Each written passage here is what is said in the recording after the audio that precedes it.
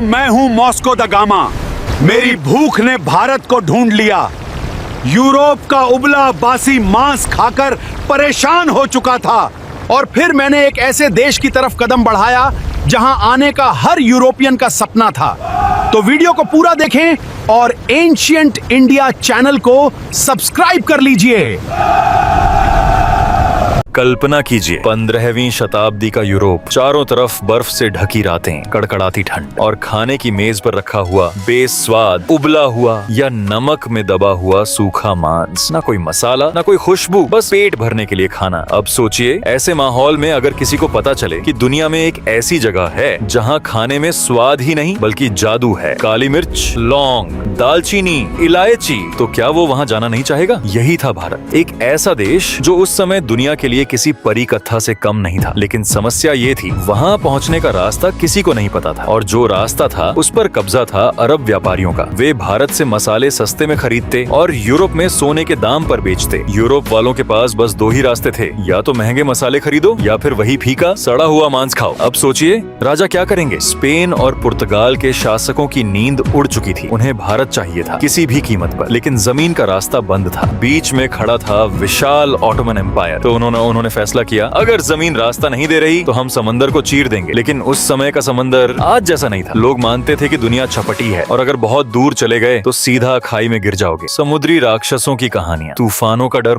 और मौत का साया हर समय साथ चलता था। इसी डर के बीच एक नाविक निकला, बार्तोलोमेओ डायज। वो अफ्रीका के किनारे किनारे आगे बढ़ा, लेकिन जैसे ही वो सबसे नीचे पहुंचा, समंदर ने अपना असली रूप दिखाया। पहाड़ जैसी लहरें, तूफान और मौत का नंगा नाच। डियाज डर गया। उसने उस जगह का नाम रखा तूफानों का अंतरीक्ष और वापस लौट गया। लेकिन कहानी यहीं खत्म नहीं हुई। कुछ साल बाद पुर्तगाल के दरबार में एक और आदमी खड़ा था, नाम वास्को द गामा। उसकी आंखों में डर नहीं बल्कि जिद थी। राजा ने पूछा, क्या तुम कर सकते हो वो जो डियाज नहीं कर पाया? वो हल्का सा मुस्कुराया और बोला, अगर समंदर ने मुझे नहीं निगला तो मैं दुनिया आपके कदमों में लाकर रख दूंगा। और यहीं से शुरू हुई इतिहास की सबसे खतरनाक समुद्री यात्रा। 8 जुलाई 1497, लिस्बन का बंदरगाह। कोई जश्न नहीं था बल्कि मातम जैसा माहौल था। लोग रो रहे थे जैसे ये लोग सफर पर नहीं बल्कि मौत की तरफ जा रहे हैं। और सच भी यही था। कुछ दिन सब ठीक रहा, लेकिन फिर अटलांटिक महासागर ने अपना रंग दिखाया। लहरें, तूफान, बिजलियां, जहाज ऐसे हिल रहे थे जैसे अभी टूट जाएंगे। और फिर आया असली दुश्मन, बीमारी। ताजा खाना नहीं, फल नहीं। नाविकों के मसूड़ों से खून बहने लगा,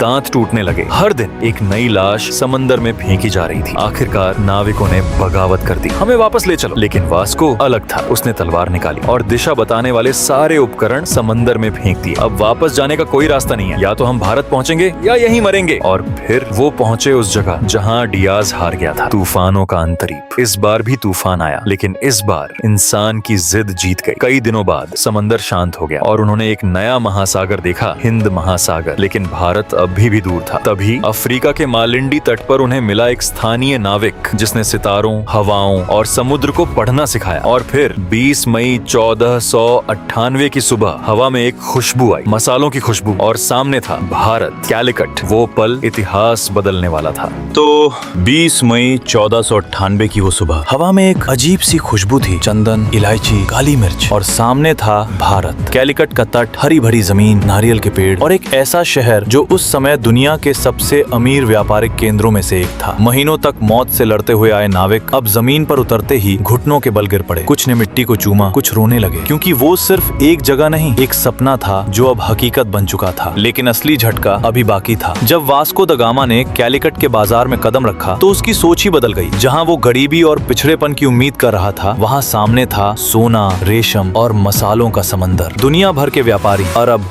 फारसी, चीनी, सब यहाँ मौजूद थे। तब उसे समझ आया, जिस भारत को वो खोजने आया है वो तो पहले से ही दुनिया का व्यापारिक सरताज है। राजा से मुलाकात अब बारी थी मुलाकात की कैलिकट के शक्तिशाली शासक जमोरिन। एक तरफ सोने से सजा भव्य दरबार और दूसरी तरफ महीनों से समुद्र में भटका एक थका हुआ विदेशी। वास्को द गामा अपने साथ जो उपहार लाया था वो था कुछ सस्ती चीजें, टोपी, बर्तन और शहद। दरबारियों को हंसी आ गई, लेकिन जमोरिन शांत रहे। उन्होंने भारतीय परंपरा निभाई और उसे व्यापार की अनुमति दे दी। यहीं नहीं, इतिहास ने सबसे बड़ा मोड़ लिया। लालच की शुरुआत वास्को द गामा ने कुछ महीनों में ही सब समझ लिया। भारत सिर्फ एक देश नहीं, एक खजाना था। उसने अपने जहाज मसालों से भर लिए, काली मिर्च, दालचीनी, लौंग, और वापस लौट गया। जब यूरोप को पता चला, जैसे ही वो पुर्तगाल पहुंचा, पूरे यूरोप में हड़कंप मच गया। भारत मिल गया, मसालों का खजाना मिल गया। एक ही यात्रा में 64 गुना मुनाफा। अब हर देश पागल हो चुका था। स्पेन, फ्रांस, हॉलैंड और अंत में अंग्रेज, सब एक ही दिशा में बढ़ रहे थे, भारत। असली कहानी यहीं से शुरू होती है। लेकिन ये सिर्फ व्यापार नहीं था, ये था लालच। धीरे धीरे व्यापारिक चौकियां किलों में बदलने लगी, तोपें लगने लगी, समंदर पर कब्जा होने लगा। भारतीय तट, जो कभी व्यापार का केंद्र था, अब युद्ध का मैदान बन गया। Colonial game. यूरोपीय ताकतों ने एक नई चाल चली, भारत को आपस में लगाओ और खुद राज करो। और यहीं से शुरू हुआ उपनिवेशवाद। भारत का सोना, भारत की दौलत जहाजों में भर भर कर यूरोप जाने लगी, और एक समृद्ध देश धीरे धीरे कमजोर होता गया। लेकिन भारत सिर्फ जमीन नहीं था, ये एक विचार था, एक आत्मा, जिसे तोड़ा नहीं जा सकता था। सदियों की गुलामी के बाद 15 अगस्त 1947 जब आजादी मिली, तो दुनिया को समझ आया, भारत को कोई खोज नहीं सकता। ये हमेशा से था और हमेशा रहेगा। एक खुशबू से शुरू हुई ये यात्रा दुनिया को बदल गई, लेकिन भारत आज भी अडिग खड़ा है।